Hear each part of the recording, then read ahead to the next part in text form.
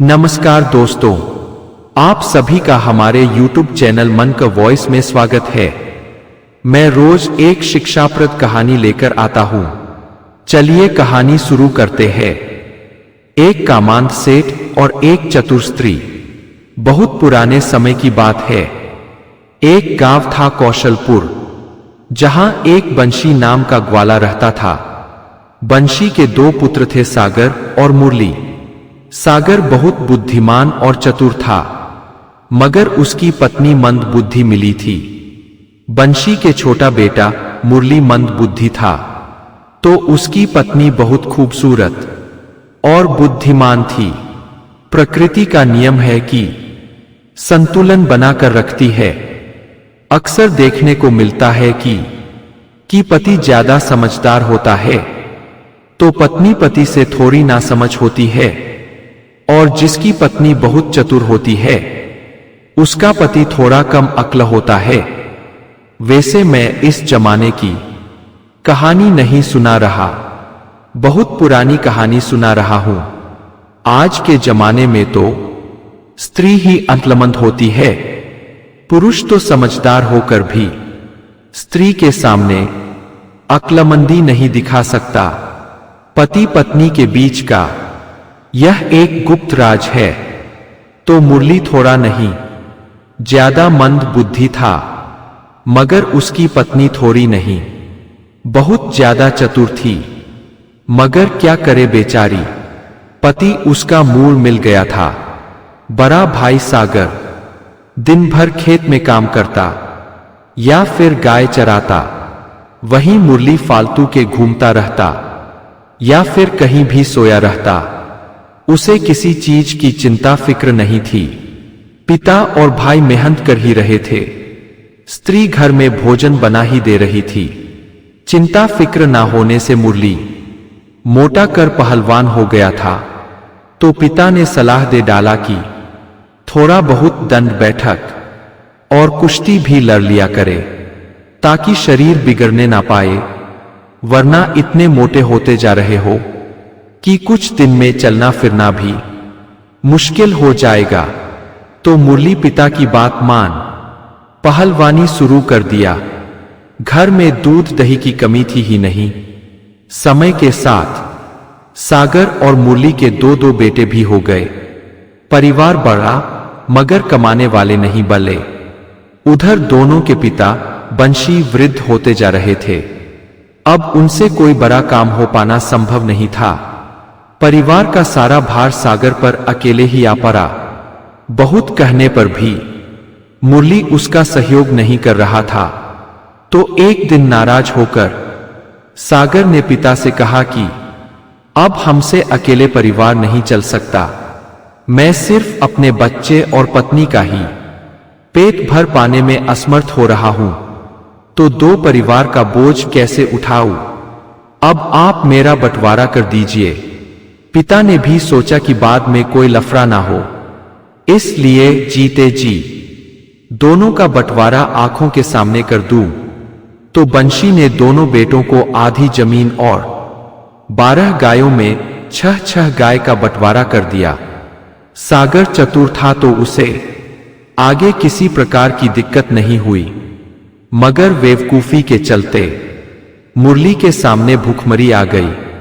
पत्नी चालाक रहकर भी घर के अंदर से क्या कर लेती? उसके पास दो ही रास्ते थे कि या तो वह घर से निकलकर खुद खेतों में काम करे या फिर उसके साथ भूखे मरे। उसकी सुंदरता ही उसके लिए मुसीबत बन गई थी। चाहकर भी घर से नहीं निकल सकती थी। सुंदर स्त्रियों देखकर लार टपकाने वाले पुराने जमाने में भी मौजूद थे। बड़े बड़े सेठ साहूकार और जमींदारों का जमाना था, जिनका जीवन ही आयासी में बीतता था, तो कोई लफड़ा ना हो। मुरली की स्त्री घर में ही रहती थी।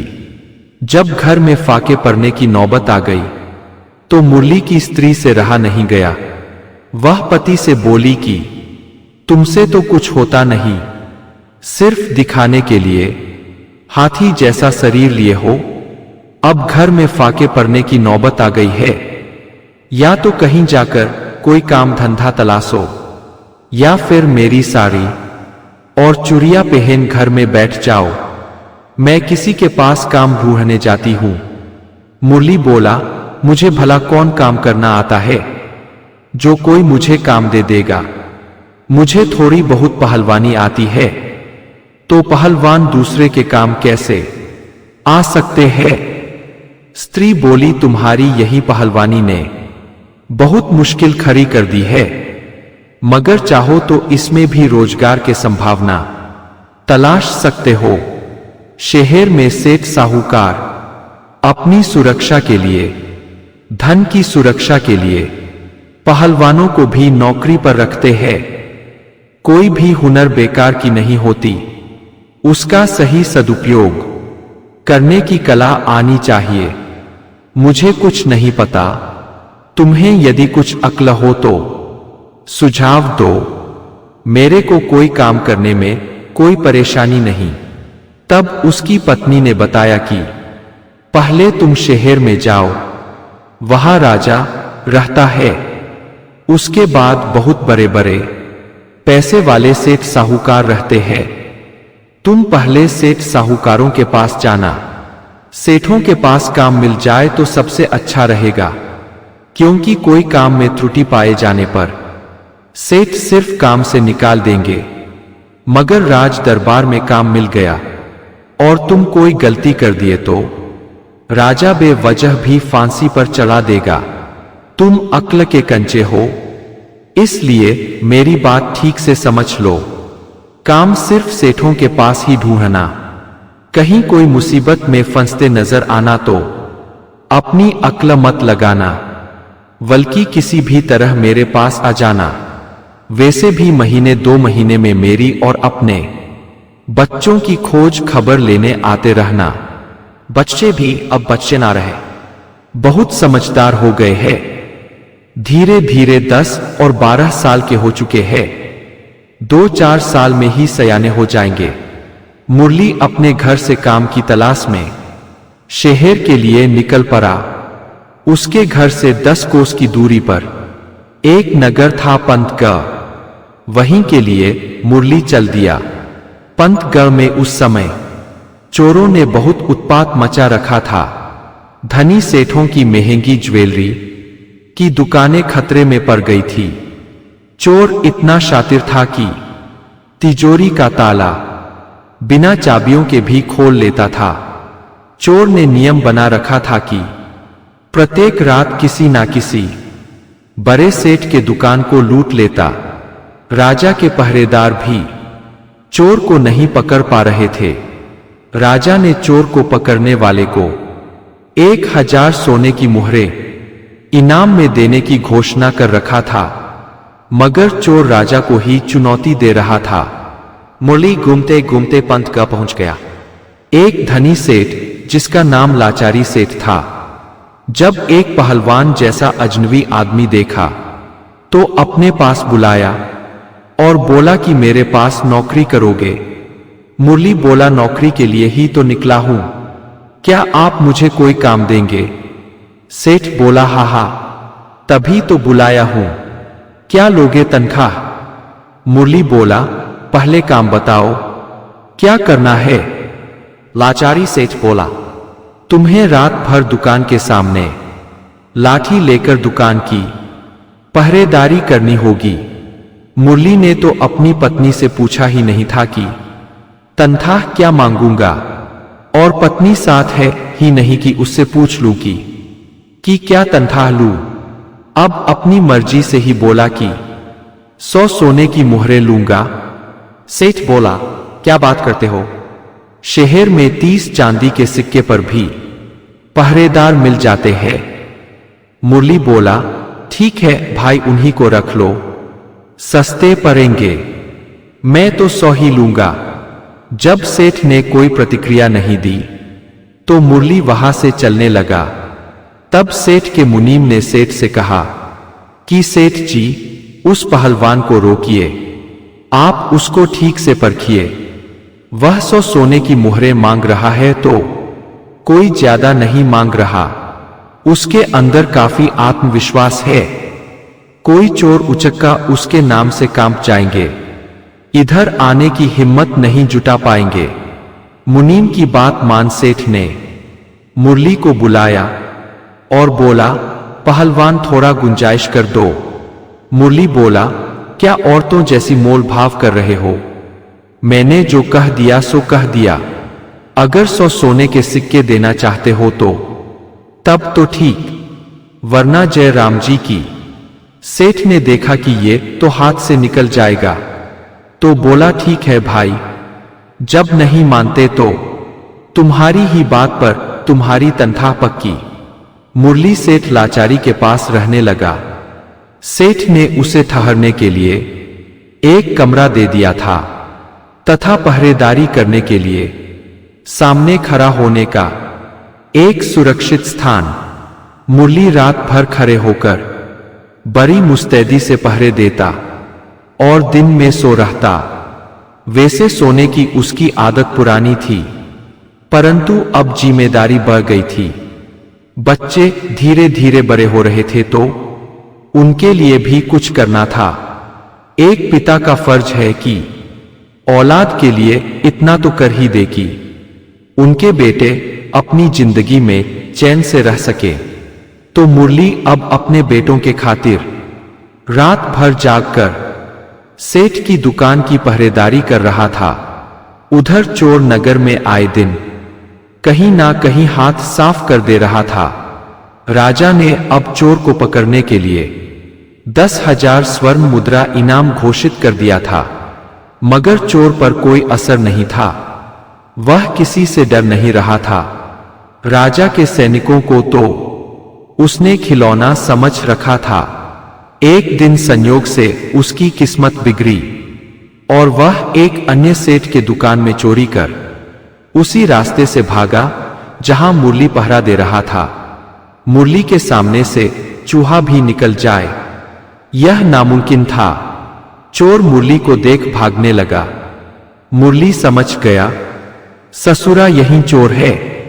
मुरली ने उसे खदेड़ा, मगर चोर भागने में बहुत फुर्तीला था। मुरली कुछ दूर तक तो चोर को खदेड़ता रहा, मगर लगा कि अब पकड़ में नहीं आएगा, तो जोर से डंडा उसके तरफ फेंका। निशाना सटीक था। चोर का भाग्य अच्छा था कि डंडा उसके सिर में नहीं लगा, वरना मर ही जाता। डंडा उसके पैर में लगा। डंडा के लगते ही चोर के एक पैर टूट गया। चोर अब भाग नहीं सका। संयोग बस उस रात राजा स्वयं चोर की निगरानी के लिए निकला था।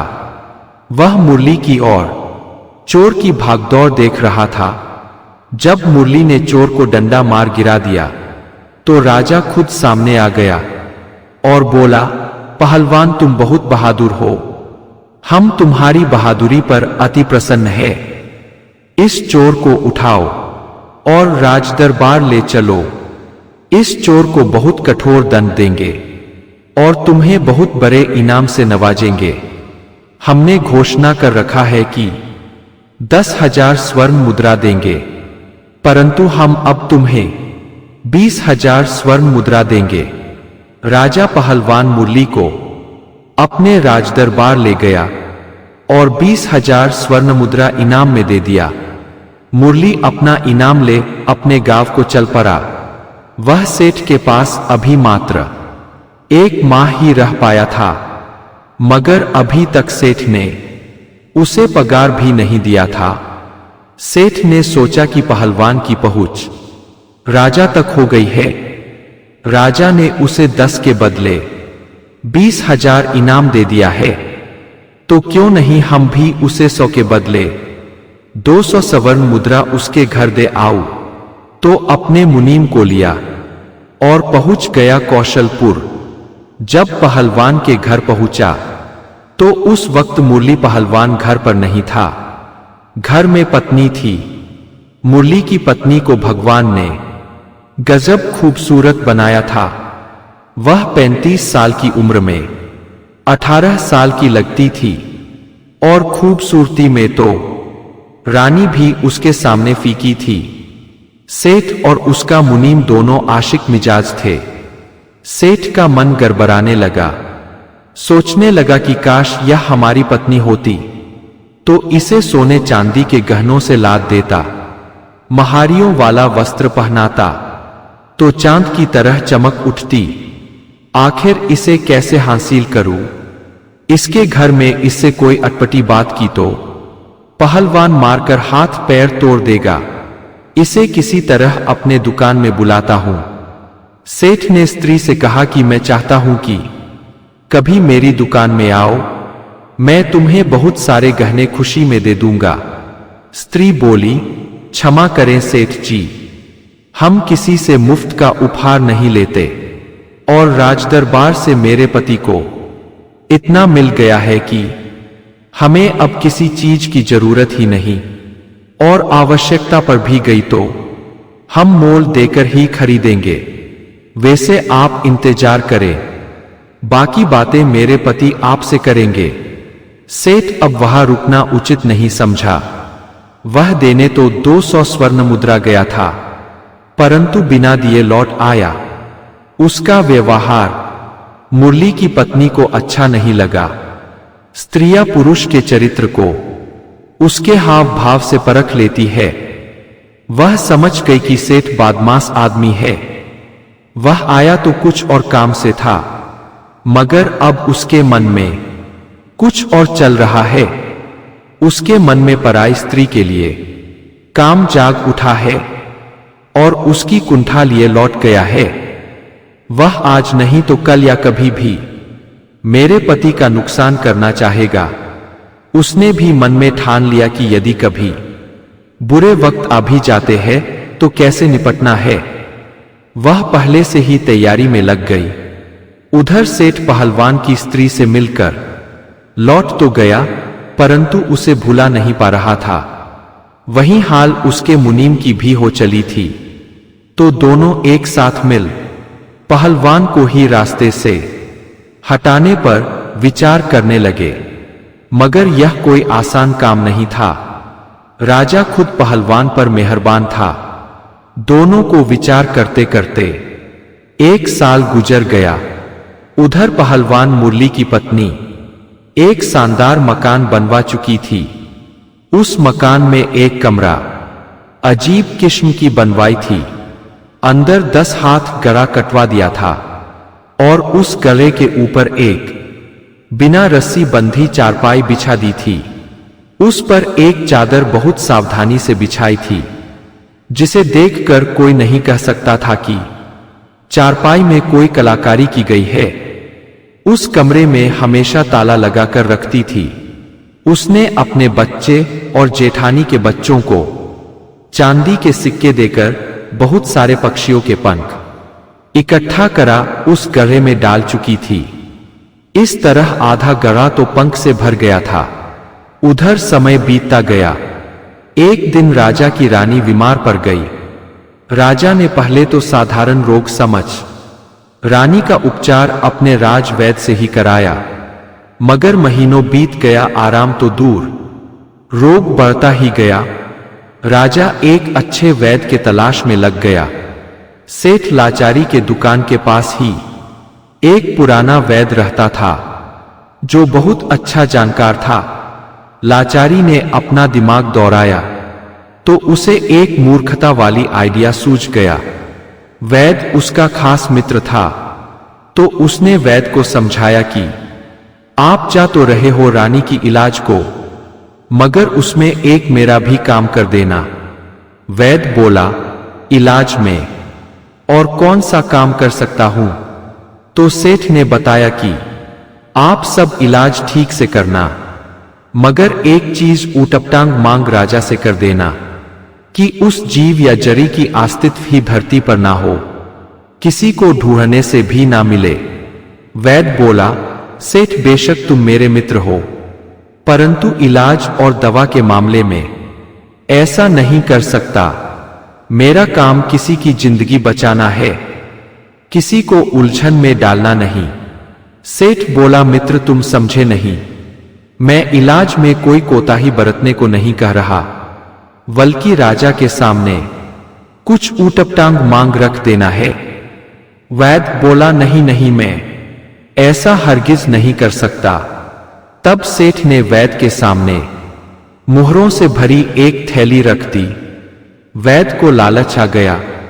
बोला, अब तुम मेरे मित्र हो तो तुम्हारी भी बात माननी ही पड़ेगी। चलो कोई ना कोई मांग कर दूंगा। वह रानी के इलाज के लिए राजमहल गया। रानी को देखकर कई दवाइयां दिया। उसके बाद बोला कि महाराज, रानी को अजीब किस्म का रोग लग गया है। इनको बकरविलाव के तेल से मालिश करनी पड़ेगी। राजा बोला, आप कोई भी तेल से मालिश कराइए, मगर रानी को ठीक होना चाहिए। वैद्य बोला, महाराज, बकरविलाव तो आपको ही लाना पड़ेगा। यह एक दुर्लभ जीव है जो निर्झर वन में पाया जाता है। निर्झर वन हिमालय के तराई में है। बकरविलाव अजीब किस्म का प्राणी है। उसके पंख हजारों पक्षियों के पंखों को मिलाकर बना होता है। सबसे बड़ी बात कि वह जीव पंख हटा देने पर आदमी की शक्ल सूरत का लगता है। कोई कोई तो आदमी की तरह बोल भी लेता है। अब आप जितनी जल्दी उस जीव को मंगाएंगे उतनी ही जल्दी रानी ठीक हो पाएगी। राजा सोचने लगा कि इस काम के लिए आखिर किसको भेजा जाए। वह अपने मंत्री से सुझाव मांगा तो मंत्री ने सुझाव दिया कि यह अजूबा काम बस एक ही आदमी कर सकता है और वह है मुरली पहलवान। आप उसे बुलावा लीजिए। राजा आनन फानन में सैनिक भेज मुरली को बुलवा लिया। मुरली जब राजदरबार पहुंचा तो राजा ने फरमान सुना दिया कि तुम्हें किसी भी हालत में 2 बकरविलाव पकड़ कर लाना है। मुरली अचरज में पड़ गया। राजा से बोला, वैसे तो मुझे कुछ भी पकड़ कर लाने में कोई संकोच नहीं, परंतु मुझे पहचान कैसे होगी कि बकरविलाव कैसा होता है। राजा बोला, ये मैं कुछ नहीं जानता। पता करना और पकड़ कर लाना तुम्हारा काम है। अगर 10 दिन के अंदर पकड़ कर ले आए तो तुम्हें 50,000 स्वर्ण मुद्रा से पुरस्कृत किया जाएगा, और नहीं लाए तो नगर के विच चौराहे पर तुम्हें शूली चढ़ा दिया जाएगा। अभी के अभी निकल जाओ और जल्दी से जल्दी लौटने की कोशिश करना। मुरली बहुत उलझन में फंस गया। उसे कोई उपाय ही नहीं सूझ रहा था कि क्या करे, किससे पूछे कि बकरविलाव कैसा होता है। फिर सोचा कि किसी दूसरे से पूछने से कोई फायदा नहीं, चलकर पत्नी से ही पूछ लेता हूं, शायद वह जानती हो। वह लौटकर पत्नी के पास गया और सारा हाल पत्नी से कह सुनाया कि राजा ने बकरविलाव की मांग कर डाली है, मगर मैंने अपनी जिंदगी में बकरविलाव नहीं देखा है। पत्नी बोली, आपने नहीं देखा तो कोई बात नहीं, मैंने देखा है बकरविलाव। आप चिंता मत करो, आपको परेशान होने की भी आवश्यकता नहीं। मैं बकरविलाव की व्यवस्था कर दूंगी। उसे बांधने के लिए बहुत मजबूत रस्सी की जरूरत पड़ती है। मजबूत रस्सी हमारा भाई बनाता है। आधा ससुराल चले जाओ और 1-2 दिन में आराम से रस्सी लेकर आ जाना, लेकिन जाने से पहले 2.5 सेर पेड़ की गोंद हमें दे जाना। कुछ विशेष काम है। मुरली पत्नी को 2.5 सेर गोंद देकर ससुराल चला गया। उधर राजदरबार से वैद्य लौटकर अपने घर गया। सेठ और वैद्य का घर आमने सामने था, तो सेठ ने वैद्य से पूछ लिया कि तुम कोई ऊटपटांग मांग किए कि नहीं। तब वैद्य ने बताया कि मांग किया ही नहीं, बल्कि मांग पूरी करने वाला बकरविलाव की खोज में चला गया है। तुम्हारा पहरेदार मुरली। इतना सुनते ही सेठ के मन में फुलझरियां फूटने लगी। वह अकेले ही कौशलपुर के लिए चल पड़ा। जब कौशलपुर पहुंचा तो काफी रात हो चुकी थी। वह मुरली के घर गया। मुरली घर पर नहीं है, उसे पहले से अनुमान था। मुरली की पत्नी ने सेठ का स्वागत किया। सेठ से स्त्री की दूरी बर्दाश्त नहीं हो रहा था, तो बोला, तुम झूठे मूल के साथ सती हो रही हो। तुम मेरे साथ रहो तो तुम्हें माला माल कर दूंगा, तुम महारानी की तरह राज करोगी। स्त्री बोली, मैं तो कब से आपकी राह देख रही थी, आप ही नहीं आ रहे थे। आपके बगैर मुझसे रहा नहीं जाता। अभी तुरंत अपने कपड़े उतार डालिए और उस घर में पलंग पर लेटिए। इधर बच्चे सो रहे हैं, जग जाएंगे। आइए पहले आप पर एक शक्तिवर्धक तेल की मालिश कर देती हूं। मेरा पति भी इस तेल का खूब उपयोग करता है। सेठ ने वह तेल शरीर में लगवा लिया। वह तेल ना होकर पैर की गोंद थी। सेठ तेल लगाकर चारपाई पर सोने गया, मगर वह तो एक गड्ढे में जा गिरा। उसमें पहले से पंख भरे पड़े थे, जो सेठ के शरीर में चिपक गए। स्त्री ने उस घर का दरवाजा बंद कर दिया। सेठ उसी में दुबक कर रात और दिन भर पड़ा रहा। उधर मुनीम से रहा नहीं जा रहा था। सोचा, अकेले अकेले सेठ माल पर हाथ साफ कर रहा है, चलकर मैं भी भागीदार बन जाता हूं। वह भी शाम में पहुंच गया। स्त्री को अनुमान था कि सेठ का मुनीम भी जरूर आएगा। उसकी भी आशिकी आज उतार ही देती हूं। स्त्री ने मुनीम को भी पहले बातों के जाल में फंसाया, फिर कपड़े उतरवा गोंद की मालिश की, फिर उसी चारपाई पर लेटने को भेज दी जिस पर रस्सी ही नहीं बंधी थी। मुनीम भी उसी गड्ढे में जा गिरा। उसके भी सारे शरीर में पंख लग गए थे। सेठ अंधेरे में ही टटोल कर बोला, मैं तो इसमें फंस ही गया था, तू भी आकर फंस गया। अब तो हमें बचाने वाला भी कोई नहीं मिलेगा। बड़ी खिलाड़ी स्त्री है, लगता है हम दोनों का तेल निकलवा कर मानेगी। स्त्री ने उस कमरे में ताला लगा दिया। सुबह में अपने बच्चों और जेठानी के बच्चों को बुलाई। बोली, हमारे घर में दो अजीब जानवर आकर बसेरा बना लिए हैं। हमारे घर में बड़ा सा गड्ढा बनाकर रह रहे हैं। उनके उस गड्ढे में ना जाने कितने पंख टूट कर गिरे हैं। अब इन दोनों जानवरों को राजा के दरबार में भेजवाना है। राजा दोनों जानवरों को बड़ी बेसब्री से ढूंढ रहा है। राजा इन दोनों जानवरों का तेल निकलवाएगा और उस तेल से रानी के शरीर पर मालिश कराएगा। सेठ कुंवे में से बोल पड़ा, मैं जानवर नहीं हूं, मुझसे भूल हुई है, माफ कर दो। स्त्री बोली, बच्चों इनको गले से बाहर निकालो और बहुत मारो, उसके बाद इनके मुंह चिपका दो, नहीं तो अजीब जानवर है, बरबर करते रहेंगे। लड़कों ने दोनों जानवरों को निकाला और अच्छी तरह पहले कुटाई कर दी और तब उनका मुंह चिपकाया। तब तक रस्सी लेकर मुरली आ चुका था। दोनों जानवरों को देख बहुत खुश हुआ। दोनों को रस्सी में बांधा और लेकर राज दरबार चल दिया। साथ में मोटा डंडा भी लिया था। दोनों को लेकर राज दरबार पहुंच गया। राजा दोनों जानवरों को देख अति प्रसन्न हुआ तथा वैद्य से बोला कि लो, जल्दी दोनों जानवरों का तेल निकालो। मुरली, तुम वैद्य जी का मदद करा दो। इन दोनों जानवरों को पहले मार दो, फिर पकाकर वैद्य जी खुद तेल निकाल लेंगे। वैद्य समझ रहा था कि ये दोनों कोई जानवर नहीं है, ऐसा जानवर होते ही नहीं है, परंतु अपनी कही बात से मुकर भी तो नहीं सकता था। आठ उसे मजबूरी में सेठ और मुनिम का तेल निकालना पड़ा। उधर मुरली 50,000 स्वर्ण मुद्रा लेकर अपने घर लौट गया।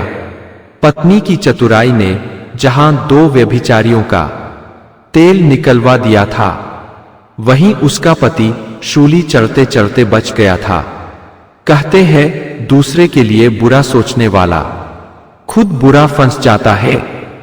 दूसरे को तमाशा बनाने वाला खुद तमाशा बन जाता है। जो दूसरों के लिए गड्ढा खोदता है, अक्सर वह खुद ही उस गड्ढे में गिर जाता है।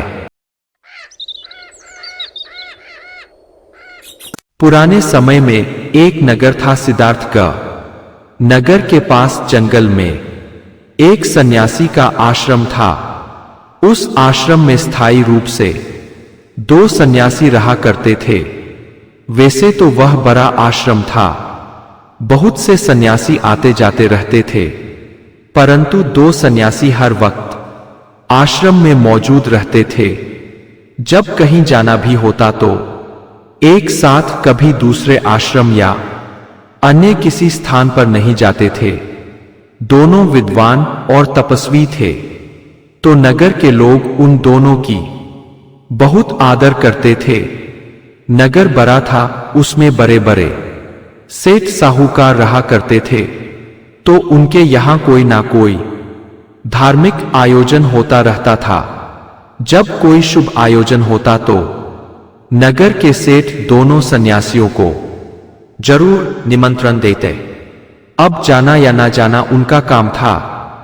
दोनों की उम्र में कोई समानता नहीं थी। बड़े सन्यासी की उम्र 60 साल की थी तथा छोटा अभी 25 वर्ष का था।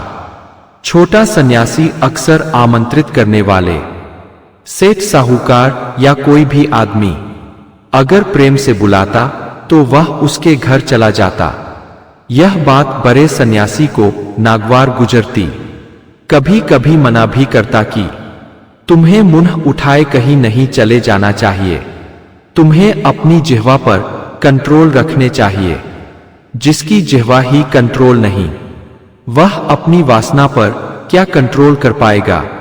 तुम अपनी ये ढोंग ढकोसला करना बंद करो।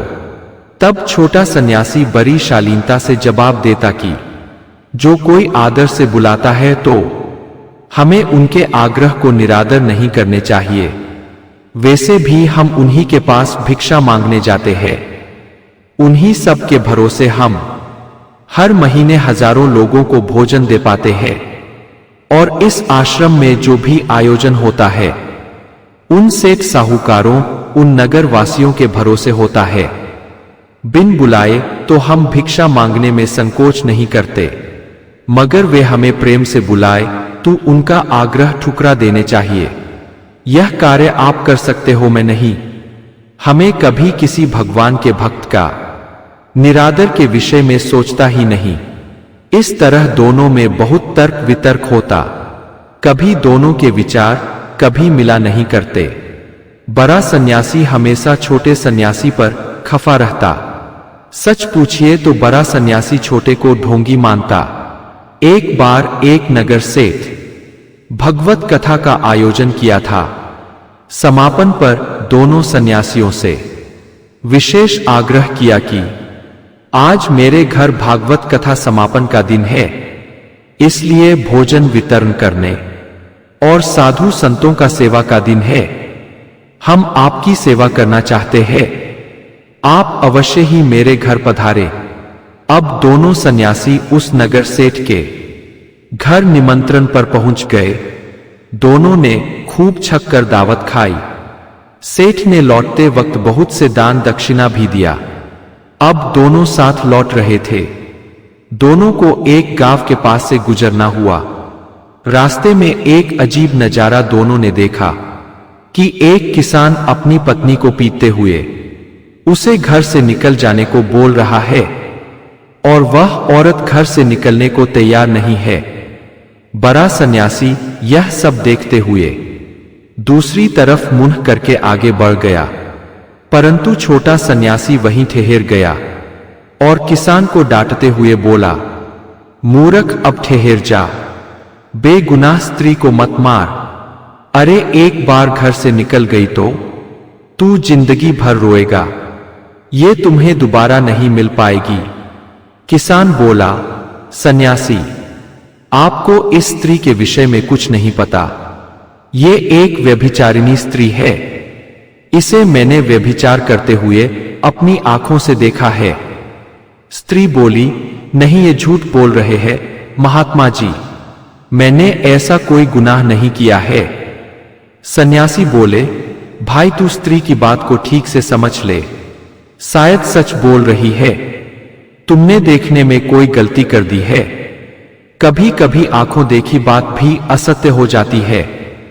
स्त्री बोली, हां महाराज, ऐसा ही हुआ है। उसी बात को समझाने की कोशिश कर रही हूं, परंतु ये मेरी एक नहीं सुन रहे हैं।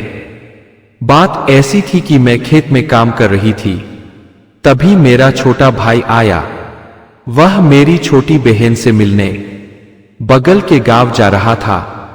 उसके आंख में तिनका पड़ गया था, उसे असह पीड़ा हो रही थी। मैंने उसे अपने गोद में लिटाकर तिनका निकाल रही थी। बहुत मुश्किल से आधा घंटा मेहनत के बाद उसके आंख से तिनका निकल पाया। इन्होंने दूर से यह सब देखकर उसका दूसरा अर्थ लगा लिया। मेरा भाई अभी थोड़ी देर बाद ही छोटी बहन के पास से लौटकर आने वाला है, आप सब उससे ही पूछ लेना। संयोग से उसका भाई भी आ गया। उसने बताया कि बहन ने अगर मेरे आंख से तिनका नहीं निकाला होता तो मेरी आंख खराब हो जाती। अभी तक मेरी आंख लाल है। अब किसान को किसी बेगुनाही की प्रमाण की जरूरत ही नहीं थी। वह बहुत लज्जित हुआ और अपने किए के लिए पत्नी से क्षमा मांगने लगा। उसका हाथ पकड़ प्यार से घर के अंदर ले गया। दोनों सन्यासी आश्रम को लौट गए। बूढ़ा सन्यासी पूरे रास्ते में छोटे सन्यासी को डांटते हुए जा रहा था कि या तो सन्यासी ही बने रहो या फिर गृहस्थ ही बन जाओ, क्योंकि तुम्हें सबसे ज्यादा आनंद गृहस्थ जीवन में ही आता है। तुम अक्सर स्त्रियों के तरफ खींचे चले जाते हो, ज्यादातर स्त्रियों के पक्ष लेते हो।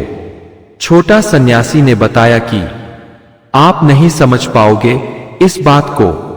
हम सन्यासी तभी तक है जब तक गृहस्थ है। जब गृहस्थ ही सुखी नहीं रहेंगे, प्रेम से नहीं रहेंगे, तो फिर सन्यासी को कौन पूछेगा। अरे और की तो बात छोड़ो, खुद भगवान तभी तक भगवान है कि जब तक भक्त है। इस तरह तर्क कुतर्क करते हुए लड़ते झगड़ते दोनों आश्रम लौट गए। एक बार दोनों को दूर के गांव जाना हुआ, जहां दोनों के गुरु पधारे थे। दरअसल दोनों जिस आश्रम में रहते थे, आश्रम उस महात्मा का ही था। ऐसे बहुत सारे आश्रम का संचालन दोनों के गुरु किया करते थे। तो दूर के गांव में पधारे थे और दोनों को उपस्थित होने के लिए संदेशा भेजवाया था। तो दोनों उनके यहां चल दिए। रास्ते में एक छोटी सी नदी पड़ती थी।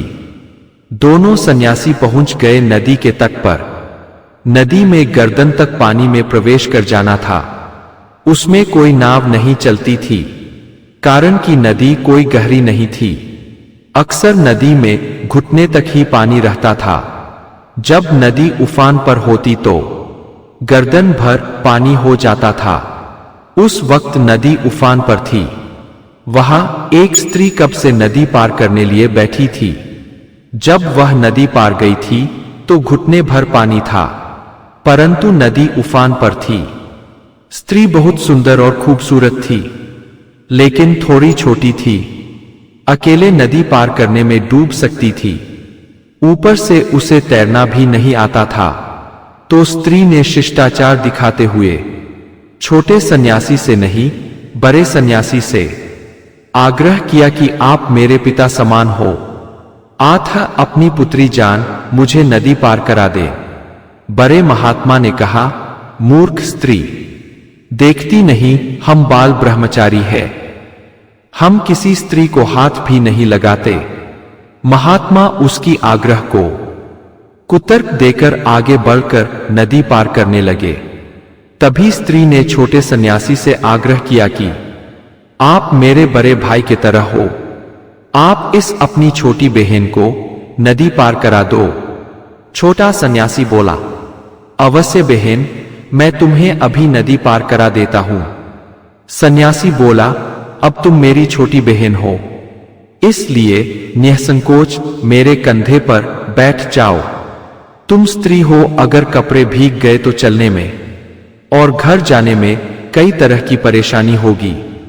मैं अपनी बहन को किसी परेशानी में नहीं डालना चाहता। उसने स्त्री को कंधे पर बैठाकर नदी पार करा दिया। स्त्री धन्यवाद देती हुई अपने रास्ते चली गई। बूढ़ा सन्यासी छोटे पर आग बबूला हो गया। बोला, नीच पथभ्रष्ट, अब मैं तुम्हें आश्रम से निकलवा कर रहूंगा। तुमने उस स्त्री को कंधे पर उठा लिया, तुझे जरा भी अपने पहनावे पर ध्यान नहीं आया। तुमने इन साधु के वस्त्रों का अपमान किया है। तुम्हारी हर हरकत गुरु से बताकर रहूंगा। तुम्हें आज ही आश्रम से जूते मारकर बाहर करा दूंगा। पूरे रास्ते बड़ा सन्यासी गाली बकता चला गया। दोनों उस स्थान पर पहुंच गए जहां उनके गुरु पधारे थे और गुरु वहां प्रवचन कर रहे थे। छोटा सन्यासी ध्यान मग्न होकर प्रवचन सुनने लगा। एक सच्चा सन्यासी हर अवस्था में सिर्फ भगवान का ही ध्यान करता है। सुख मिल जाए तो हर्ष नहीं करता और दुख मिल जाए तब भी दुखी नहीं होता। वह दोनों अवस्था में समभाव से रहता है। उधर बड़ा सन्यासी छोटे सन्यासी के विषय में ही खोया था। किसी भी तरह उसका निष्ठ चाहता था। वह कथा ना सुनकर इंतजार कर रहा था कि कब गुरुजी प्रवचन बंद करे तो मैं उनसे शिकायत कर इस दुष्ट को आश्रम से निकलवा दूं। इसे जरा भी शर्म नहीं आई। एक स्त्री को कंधे पर उठा लिया, शुद्धिकरण के लिए स्नान भी नहीं किया और प्रवचन स्थल पर आ गया। इस स्थान को अपवित्र कर दिया। गुरुजी का प्रवचन खत्म हुआ तो वह उनके पास पहुंच गया और बताया कि ये छोटा सन्यासी बहुत बड़ा ढोंगी है। यह ज्यादा से ज्यादा समय गृहस्थों के साथ बिताना चाहता है, उनकी झगड़ों की पंचायत कराता है, उनसे सुलह कराता है। आज तो इसने सारी सीमा ही लांघ दी। पीछे नदी पर एक नौयौवना सुंदर स्त्री मिली। वह मुझसे नदी पार कराने के लिए आग्रह किया तो मैंने मना कर दिया। मैं अपनी 40 साल की तपस्या को भंग नहीं करना चाहता था। मैंने इतने दिनों में कभी किसी स्त्री का स्पर्श नहीं किया है, परंतु इस ढोंगी ने उसके आग्रह को सिर्फ स्वीकार ही नहीं किया, उसे कंधे पर बैठाकर नदी पार करा दिया। आप अभी इसे आश्रम में जाने से मना कर दीजिए। यही इसकी आदत रही तो एक दिन किसी स्त्री को आश्रम में लाकर बैठा देगा। फिर इस दुष्ट के वजह से आश्रम की मर्यादा खत्म हो जाएगी। गुरु ध्यान से बड़े सन्यासी की बातें सुन रहे थे। उनको कई सिद्धियां प्राप्त थी। वह 6 माह आगे और पीछे की घटना को देख सकते थे। उन्होंने आंख बंद की और सब कुछ आंखों से देख लिया। वह बड़े सन्यासी से बोले, वत्स, छोटा सन्यासी तो उस स्त्री को नदी के तट पर छोड़ आया है। अब उसे वह बात याद भी नहीं, परंतु तुम उस स्त्री को अपने सिर पर बैठाकर अब तक घूम रहे हो। वह तुम्हारे सिर से उतरने का नाम ही नहीं ले रही। छोटा सन्यासी ने एक गृहस्थ के घर उजड़ने से भी बचाया है। तुम उस गृहस्थ की स्त्री को अपने गले में लटका कर घूम रहे हो। इस तरह ना जाने कितनी स्त्रियों को अपने साथ लेकर घूम रहे हो। उसने उस स्त्री का घर बचाया जिसका पति शक बस उसे घर से निकाल रहा था। उसकी स्त्री अगर घर से निकल जाती तो दोनों पति पत्नी के विच खाई और बढ़ जाती। दोनों हमेशा के लिए विछड़ जाते। जबकि उसकी पत्नी ने कोई गुनाह किया ही नहीं था। उसने सिर्फ अपने भाई के आंख से तिनका निकाला था।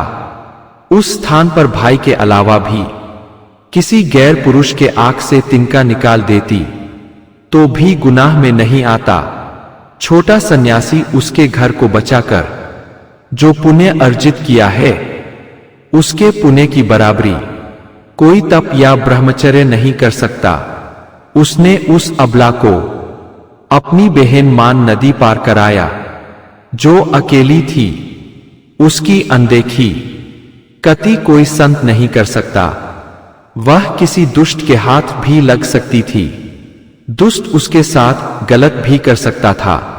ठहरे हुए पानी को कोई भी जानवर उसमें घुसकर गंदा कर सकता है, और सुनसान जगह पर ठहरी हुई स्त्री को कोई भी दुर्जन पुरुष गंदा कर सकता है।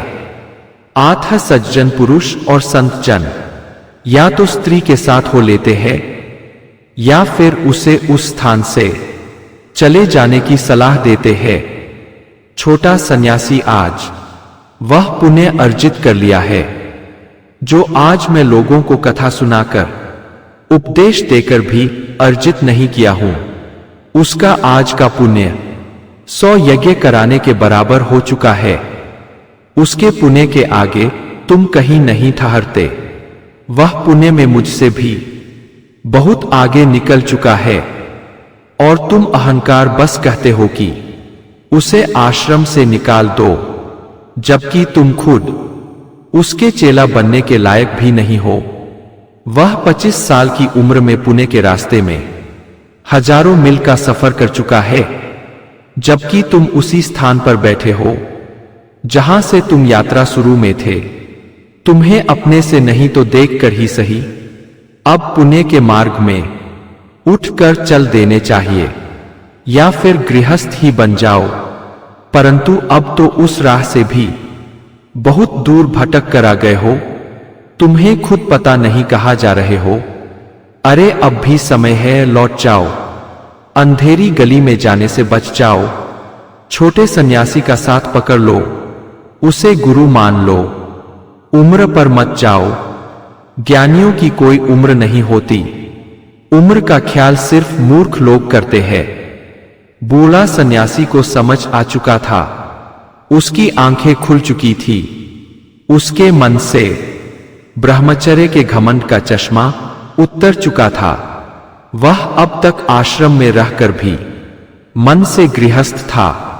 आज पहली बार सन्यासी बनने के लिए छोटे सन्यासी को अपना गुरु मान लिया। अगर आपको हमारी कहानी अच्छी लगी हो तो हमारे चैनल को सब्सक्राइब करें, लाइक करें, और कमेंट बॉक्स में राधे राधे जरूर लिखें। आपसे पुनः मिलते हैं एक नई वीडियो के साथ। तब तक के लिए आपको और आपके पूरे परिवार को राधे राधे।